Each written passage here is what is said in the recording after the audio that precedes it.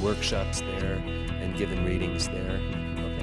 On your writing or to do your writing. So are you ready? Imani's Moon. And remind themselves, I can do this, I just have to persevere. This is a literary magazine that students produce. Thank you so much for coming. There's just levels of developmental appropriateness. So came from the idea that, the more Pride celebrations I go to, the more kids. And then you have this great research on the ground. Some young lady who was a research librarian who sent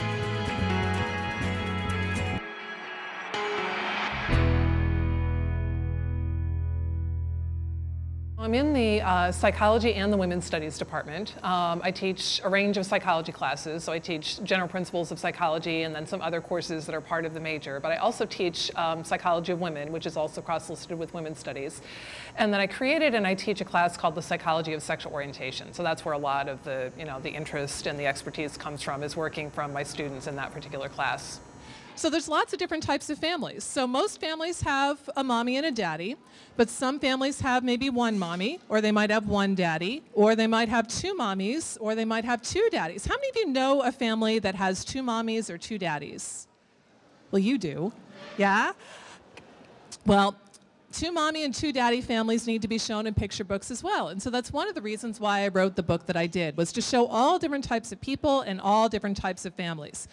So I thought that we'd start off with a song about all different types of families. So I'll sing it first, and you all can listen to it, and then after you hear the words, then you can follow along, okay? And I would normally clap, but I'm holding this, so I'm gonna kind of slap my leg. But if you want to clap, you can feel free to, okay?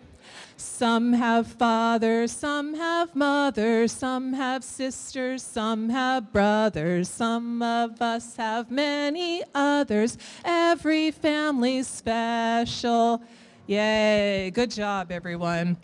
So this is the book that I wrote, and it's called This Day in June, and it talks about LGBT pride celebrations.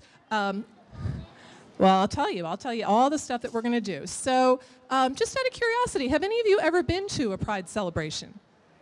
We have one here in Sacramento. There's a big, big one in San Francisco, and there's lots and lots of them all around the country and all around the world. The book that I wrote is a children's picture book, actually the first children's picture book that I've ever written. And it's titled This Day in June, and it's about an LGBT, lesbian, gay, bisexual, transgender pride celebration. This day in June, parade starts soon. Rainbow arches, joyful marches. How many rainbow arches are there? Hold up with your fingers, how many that you see? 3, right? 1, 2, 3. And you see all the colors of the rainbow, the red, the orange, the yellow, the green, the blue, and the purple. Okay, you can turn the page. Motors roaring, spirits soaring. So if you ever go to an LGBT pride celebration, this is the first thing that you'll see. You'll see a whole bunch of women on motorcycles, and that's often how those parades start, is with this big roar of the motors starting off the parade, and it's very, very exciting. Voices chanting, doggies panting. Clad in leather, perfect weather. Just like today, just perfect weather. Okay. Artists painting, sisters sainting. One of the other things that you'll see at a pride celebration, if you've never been before, is people really love to get dressed up. They love to wear costumes, they love to get their faces painted, they love to wear wigs, they love to just really get dressed up, almost like Halloween. Banners swaying, children playing, and there's children playing all over these 2 pages.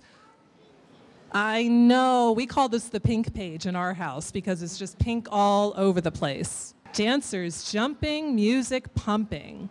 So there's all kinds of music and all kinds of stages at pride celebrations too, all kinds of different types of musicians. Sidewalk shaking, tummies aching, just from the movement of all the drums and the music and the dancing and the movement, and boom, boom, boom, boom, boom, and oh my goodness, the kids are saying, ah! I don't feel so good, huh? Loving kisses, so delicious. So that's one of the things that you'll see at pride celebrations too, is people who come from all different types of families and all different types of love, because that's really what pride celebrations are all about. Okay, go ahead and turn the page. Hang on, we actually have a plan for us. All invited, all excited. This day in June, we're all united. And that is it. Yay! Secondly, I wanted to tell you that at the end of this book, there are two sections that actually I think are more of interest to adults or parents or older readers.